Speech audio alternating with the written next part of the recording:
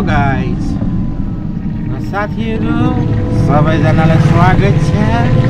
म चाहिँ आज हिमालबाट टाढै झरेको छु, साफारी भेटिहालेछु। अनि साफारीमा कुदौँ भनेको पैसो रहेन छुट्टा मसँग त। पैसो नभएपछि म त साफारी कुदाएर पैसो कमाउन लागिरहेछु। म त यसरी पो कमाइरहेको छु दाजु। अनि दाजुलाई के जाडो भइसक्यो अरे दाजु, कति जाडो भइसक्यो। हाम्रो हिमाल जस्तो जाडो त छैन नि दाजु। थोडी बहुत त पानीले नै गर्दैन पानी त परेको छैन दाजु। तपाईँ किन पानी परिहाल्नु मन छ?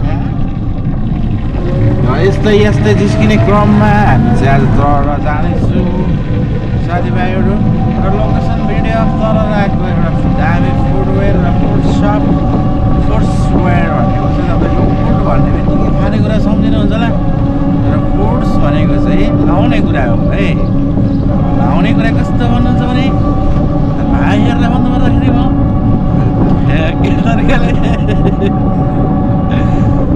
फुड्सवेयर भनेको चाहिँ भल जुत्ता किन्ने ठाउँ हो। जुन ठाउँको चाहिँ लोकेसन भिडियो हो पछि बनाउनेछु। अहिले चाहिँ खासमा लोकेसन भिडियो हेर्नु गइरहेको छु।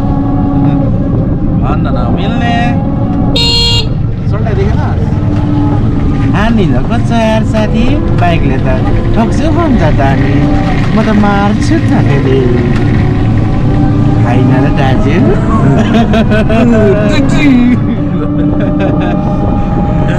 अनि यस्तै क्रममा हामी जाँदै गर्दाखेरि बाटोमा भेट भइहालिसकेछ।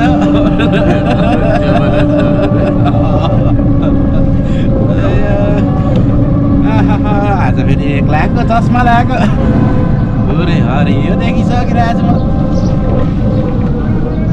पुरा है साथी, अहिलेसम्म चाहिँ पुरा खुल्ला मौसम त होइन। अहिले 81 पानी परिदिरहेको है। अनि पानी परेर चाहिँ पुरा क्या साइकलहरूले पनि आँखै देख्दैन, ढ्याम्मै हाल्ने जस्तो लाग्छ क्या घरिघरि। तर यसो सोध्छु म, पैसा छैन उकास्ने। साफारी त जान्छ जेलमा, मान्छे पनि जान्छ जेलमा। त्यस्तो राम्रो हुँदैन। सेफ ट्राभल गर्नुपर्छ, सेफ राइड गर्नुपर्छ। र हाम्रो भोजपुरे राईको भोजपुरे अङ्कलको पसलमा चाहिँ बनी भएको छैन गाइज। तर म 500 जता 200मा उडाएर खोज्छु, दिएनन् भने त्यत्तिकै हामी सलकपुर जाँदैछौँ। सलकपुर जाँदाखेरि चाहिँ कस्तो मौसम भएको छ भने पानी परिरहेको छ। अनि पानी परिरहेको चाहिँ कस्तो भएको छ भने गाडी आएको छ, गाडीले चाहिँ ओभरटेक गर्न खोज्छ। डर लाग्छ साथीहरू। अनि त्यस्तै हो साथीहरू, के भन्नु तपाईँहरूलाई। अहिले चाहिँ बाटो पुरा है बन्दै गरेको अवस्थामा हो। तपाईँहरू लोकेसन भिडियो चाहिन्छ भने कुन ठाउँको भन्नुहुन्छ त्यही ठाउँको पठाइदिउँला। तर कस्तो छ भने अहिलेको मौसम चाहिँ तपाईँहरू पुरा क्लियर लिनु सक्नुहुन्छ होइन। यो ठाउँ कस्तो छ भने अब यस्तै छ, हल्लाको हल्लै गर्छ। अरे अरे अरे ज्याठा हल्लाको हल्लै गर्छ। अब के गरिहाल्नु त दाजु।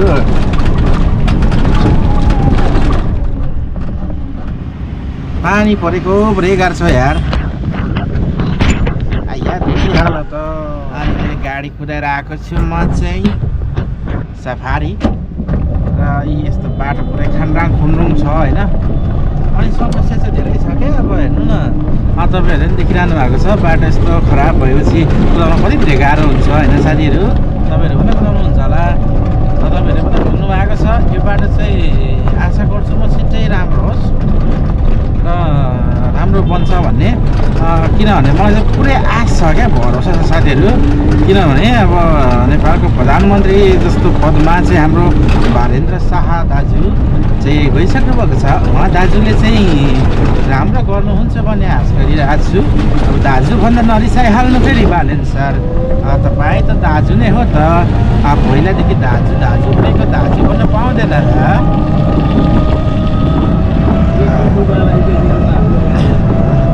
अनि दाजुले चाहिँ आफ्नै बाउलाई फेरि जेलमा हालिहाल्नु भएछ।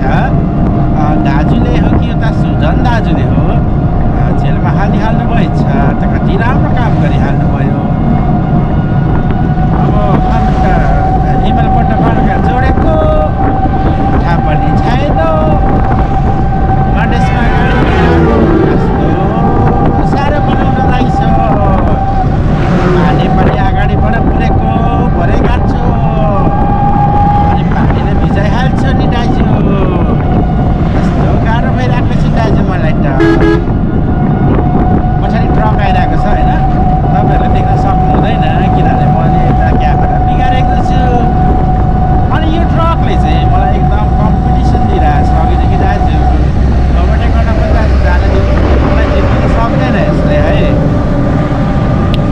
मलाई जित्नु त भन्दा सक्दैन र पनि यसलाई बाटो छोडिदिएको यो अन्त सानो भाले पनि आएको छ यसलाई पनि बाटो छोडिदिइहालेँ मैले एक्लै गइरहेको छु अनि आज ठ्याक्क अब पुलमा आइपुग्यो होइन कल्छा खोलाको पुलमा यस्तो रमाइलो ठाउँ छ मान्छेले के भन्छ भनेर सोच्दैन क्या आफ्नो चाहिँ पुरा बेस्ट होइन आफूभित्र भएको बेस्ट चाहिँ निकाल्ने हो क्या साथीहरू अनि अब गसे पुलमा आइपुगिसक्यो पुल पनि एकदम खराब भएको छ आजकल चाहिँ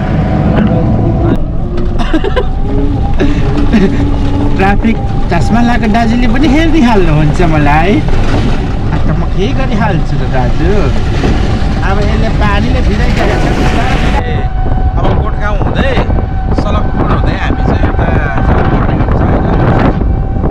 सलकपुर हुँदै सलकपुरबाट तल दिदीहरूको घरतिर निस्किने हो र हाम्रो अहिले विशेष काम छ होइन गाडीहरू चाहिँ यस्तो ओभरटेक गरेर ल्याउँछ यो बाटोमा होइन सबैले भन्दैन पऱ्यो क्या यो बाटो सानो छ साँगुरो छ साँगुरो बाटोमा ओभरटेक गरेर ओभर स्पिडमा नकुदाइदिनु होला किनभने कतिहरूले गाह्रो हुन्छ हामीलाई थाहा हुन्छ नि त होइन होइन रे अनि यता होइन यस्तो मान्छेहरू पुरा गाडीहरू रुँगिरहेको छ है यस्तो दामी गाडीहरू कस्तो क्या समस्या चाहिँ बुझ्नुपर्ने हो क्या हाम्रो नेपाल सरकारले होइन ठिक छ बाबाले समस्या बुझेन नि बाबालाई जेल हाल्यो ठिकै छ अब बाबालाई जेल हाले पनि समस्या बुझेर समस्या बुझिनु हो यतै ट्रिपर आइरहेको टाइममा मलाई हालिदिन्छ कि भन्ने डर पनि हुन्छ क्या फेरि ट्रिपरहरूको चाहिँ बिहोरै हुँदैन क्या यस्तो यो टिपर अब पारिदिन्छ है एक हान्दा पनि अनि बसहरू पनि आइरहेको छ क्या यता चाहिँ बाटो जस्तो छ क्या कचाक टुकुक छ है हल्लाको हल्ला यस्तो हल्लिन्छ होइन झन्डै लडिन्छ पनि सवारीमा चाहिँ गाह्रो छ एकदम समस्या छ समस्याको समाधान खोज्नुपर्छ हामीले कति पत्र बोल्दो रहेछ यो मोटे मासला भनेर नरिसाउनु होला होइन त्यो साला भनेर कहिलेकाहीँ चाहिँ आँटेर अब आइहाल्छ क्या यस्तो बोलीहरू होइन अब नबोलिकन पनि नहुने क्या अब हामी त नर्मल तरिकाले म त भ्लग बनाउँथेँ नि त तर मेरो नर्मल तरिकाको भ्लगै चलेन क्या कहिले र अब मान्छेहरूले सोच्छ होला है एक्लै पत्र बोल्दै हिँड्छ बोलाएको छ क्या म बोलाएको त छैन नि होइन दाजु हौ दाजु बोल्नु न हौ दाजु हाम्रो दाजु फेरि यता पछाडि हुनुहुन्छ हाम्रो दाजु बोल्दै बोल्नु हुँदैन क्या मसँग फेरि कस्तो हुनुहुन्छ भने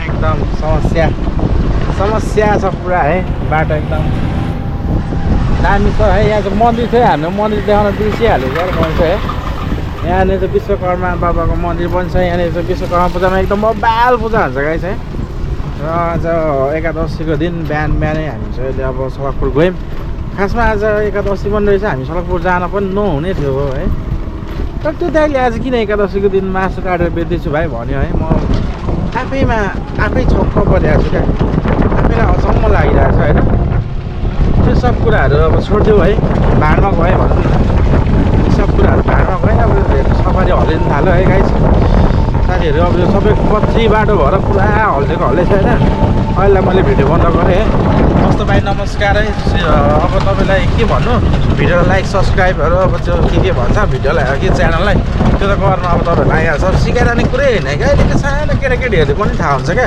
लाइक गर्नुपर्छ सब्सक्राइब गर्नुपर्छ कमेन्ट हान्नुपर्छ भन्ने कुरा त्यो भनिराख्नु आवश्यकै छैन लास्टमा होइन र पनि भिडियो एन्डिङ गरेको जस्तो भाइ नमस्कार लभ यु गाइस है फेरि अर्को भिडियोमा भेटौँला है